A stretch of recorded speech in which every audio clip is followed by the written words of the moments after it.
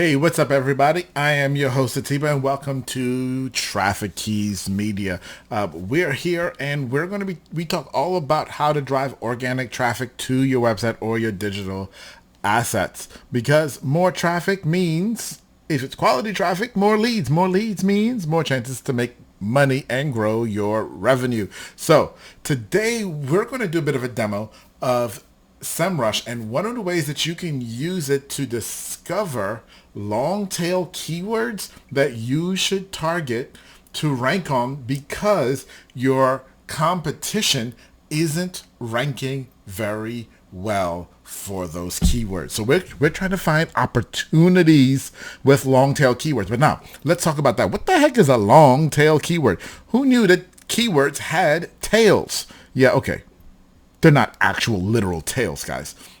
What a long tail keyword is a string of multiple keywords. So, a pencil is a keyword. You can type pencil into Google. Well, if you type pencil into Google, Google's probably going to show you a bunch of different pencils and tell you a bunch of different types of pencils. It's probably what it's going to do.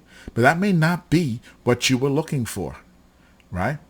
You may be looking for what's the best pencil to buy for my SATs.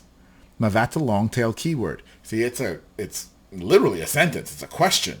So a long tail keyword is when we take multiple words and smush them, bring them together in some sort of sentence or phrase that helps the search engine and us as website owners figure out the intent that the user had by doing that search. That's a long tail keyword.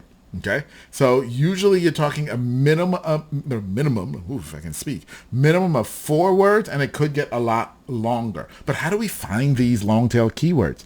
Well, one of the ways to find them is if you're a small player in your market and you've got some big players in your market, chances are they rank for some of these long tail keywords. Okay, and you can do some competition research to figure out which of these keywords that they rank for, that one, you're going to want to rank for, and two, which ones they're not ranking very well for that you may be able to sneak in and steal.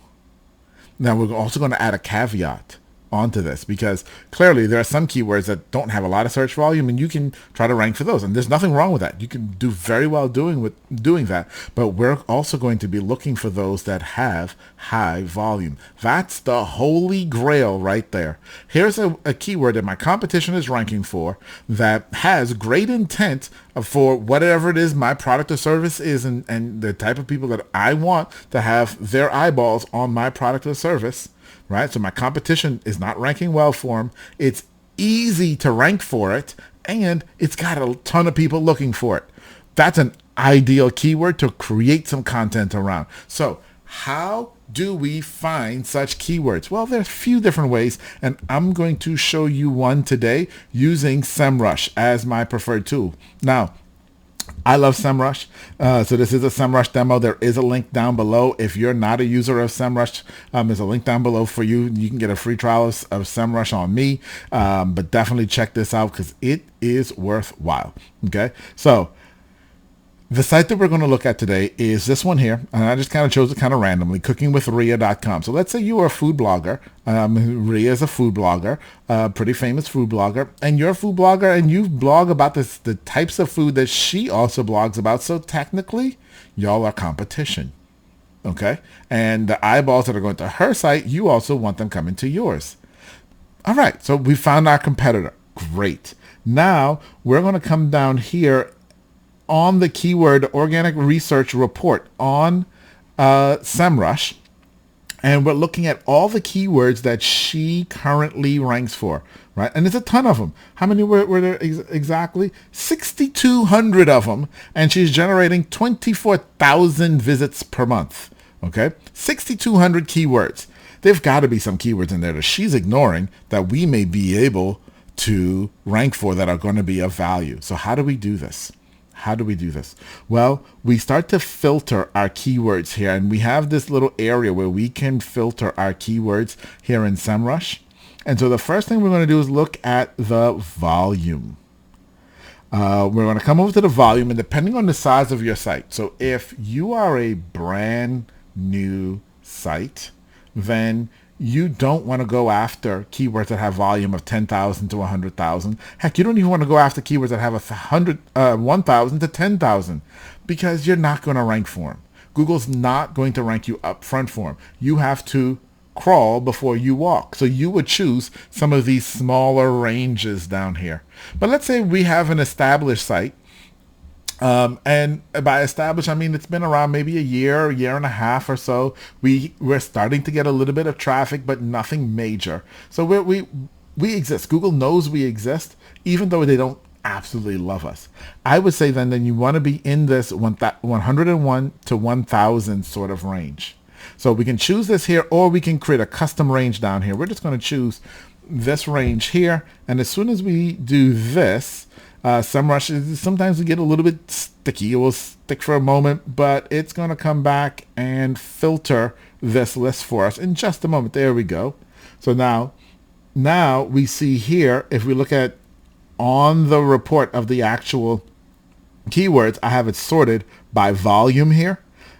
So we've got the ones with the most volume. So we see we've got some keywords here at that 1,000 mark. Okay. All right. But we're not done. We're not done filtering. We then want to go to this next option here, which says KD, which stands for keyword difficulty. Now, KD is a very subjective metric. Let me just be honest with you. Every tool determines its own keyword difficulty. Google does not create this. Okay, this is not a sanctioned thing. Google will not corroborate or say that this is right. But what it says is, what does this tool assume about this keyword? How difficult it is to rank on page 1 for this keyword. That's what keyword difficulty tells you based on what the tool assumes. Okay, here's my rule of thumb. Anything with a keyword difficulty of 60 or below, I consider easy. I consider that even if you have a new site, you should be able to rank or begin to rank for a keyword that has a keyword difficulty of 60 or below inside of 6 months with a brand new site. If you have a site that's a little bit more established, it could happen even faster. So again here, they've got all sorts of ranges kind of listed here.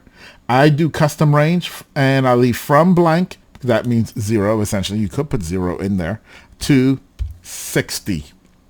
Okay, because I consider anything below 60 to be easy or possible. They rank it slightly differently, and that's their choice. It's their tool.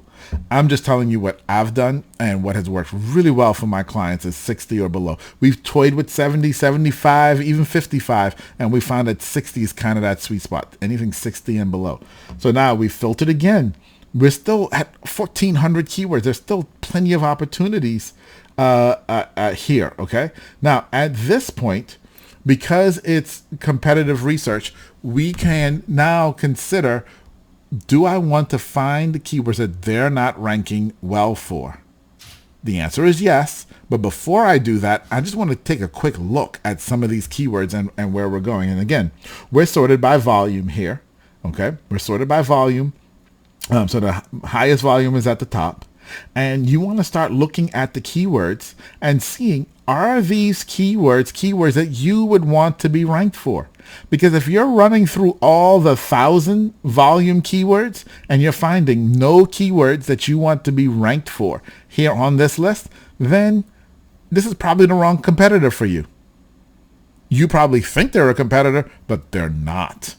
Okay, at least they're not providing you with really great value. Okay, so you can look through here some more and find what's some other keywords. I'm looking at this, and some of these keywords are pretty good. I'm not seeing any that are super long tail, though. That's the thing that I'm missing here. I'm not seeing anything that is super, super long tail. And maybe 3 words is long tail for this particular industry. Who knows? All right. But what you can then do is decide, all right, these keywords were good, but I want to narrow it down even some more, because here for this keyword here, Jamaican curry goat recipe. She's ranked at number 64. That's not a very good ranking. But then some down here like saltfish recipe, she's ranked at number 9. That's a really great ranking. She's on page 1, right? And we're looking for those really awesome keywords where she doesn't rank well. So we can come back to our filters here and choose positions. Okay, we can choose positions. And in the positions, we can decide where we want the keywords to be ranked. Okay, now I want a range. So I want anything from, let's see, the lower bound of 20 and the upper bound, let's say 99. So anything between 20 and 99. So she's on page 2 to page 10 for those keywords. I'm curious what I'm going to find. I'm going to hit apply and let's see what we get here. So we're at 1,400 keywords right now. Once we narrow this down, let's see what we get. Here it comes. I feel like drum roll, please. Okay, so there's still a ton. We were at 1,400 and they're still at 1,000 keywords. So there's still a ton of opportunity here. All right. So looking at this here, okay, food grade 5-gallon buckets. Okay, that's not a good keyword for me. But now you start to look through some of these keywords and find Jamaican curry goat recipe. This is a long tail keyword and it talks about intent. The person who is searching for this keyword wants what?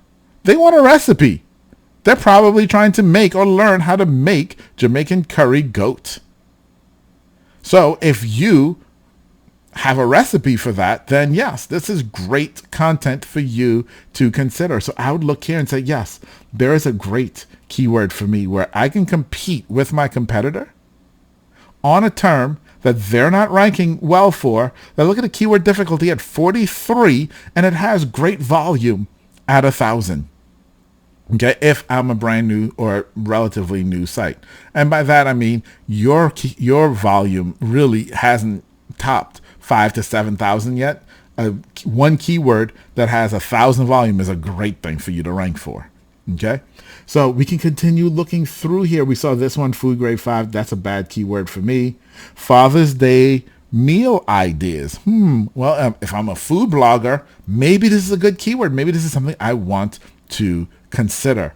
All right. And so we're just looking through her list of keywords here and finding other great keywords. How do you cook lentils? Another long tail keyword. Okay. If you've got a recipe, again, they're looking for techniques and probably a recipe. If you've got a great answer for this, publish it. She's ranked at number 93.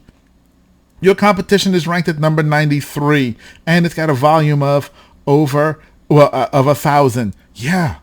So this is how, guys, we can find, okay, very easily long tail keywords that our competition is not ranking for that also have really great search volume. Once you have these, you can make a list of these and then start making content that speaks to each one of those keywords and then start tracking using SEMRush. SEMRush is great. Use SEMRush to do this. You can track your keywords and track when your content starts to rank for those keywords and as you start to grow. Okay?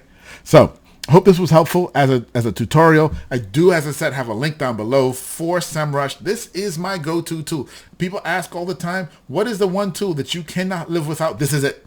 This is it, ladies and gentlemen. If I were to tell you to spend any money on SEO tools, this is the one. Okay? All right, everybody. Hope that was helpful. As always, leave me comments if you need, and I will talk to you soon. Bye-bye.